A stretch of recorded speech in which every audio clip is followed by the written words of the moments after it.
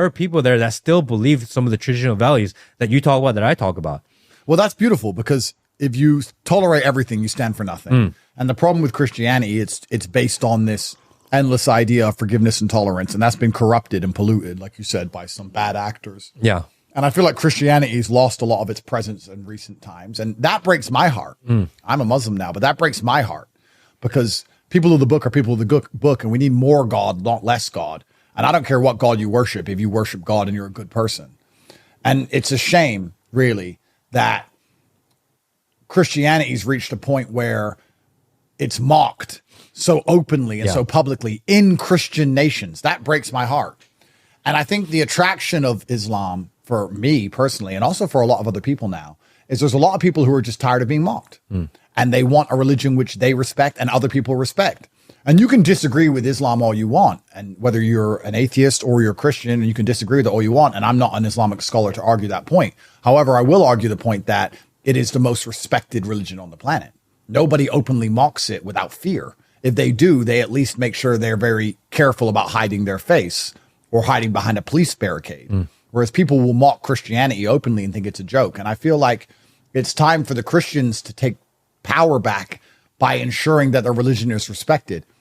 I have some good friends in England who are particularly conservative, and they're upset by the changing demographics of the nation. And as I'm a mixed race American living in Romania who's reverted to Islam. So I'm a complete mongrel. Yeah. However, I grew up in England, and I do understand the innate culture of England, and I do understand why they feel threatened by all these outside people coming in. And I do understand how that's negatively affecting the crime rate. And I do agree with them that they want England to be British.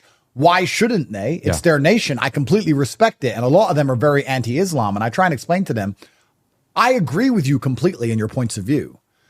That may be confusing to you of why I can be a Muslim, but I can agree with the fact that you want to preserve the UK. But you're mad at Islam like it's Islam's fault, and it's not. It's a universal law. It's a law of the universe that power vacuums get filled. You can't, as Muslims, turn up to a strongly, truly Christian nation and just conquer the religious landscape if Christianity is being absolutely respected. Perhaps in America it's not so bad, but in Europe, people keep complaining about the spread of Islam.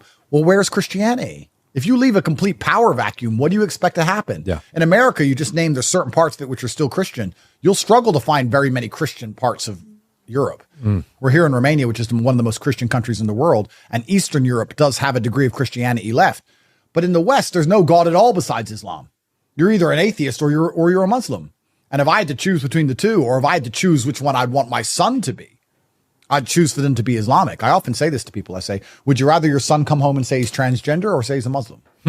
Because we're getting to that point. If Christianity keeps failing, you're going to end up with a son that's either going to come home and be a liberal or come home and be a Muslim. Which one would you choose? I'd actually like to ask this to all the conservative Christians in America, and they'll say, Jesus is king. And I'll say, good, I respect that. But let's pretend for a thought experiment that I'm right, and that Christianity is little by little, like we talked about, inch by inch, giving up power and being decimated in real time. And at some point in the future, you have two choices: liberal insanity and transgenderism, or Islam. Which one would you choose? And I think most Christians would actually sit, if they answered honestly, and say, I'd rather them worship God. I'd rather Islam. So I love the fact that there's some religious conviction left in America.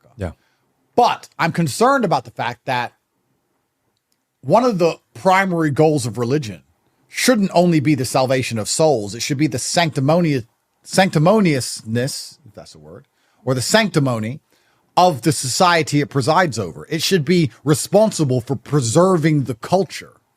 Christianity should be responsible for preserving the culture of the USA.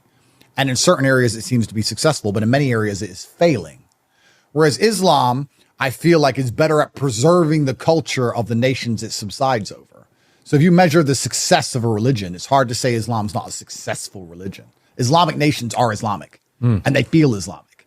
And it's hard to go against the Islamic norms and the Islamic thoughts in Islamic nations.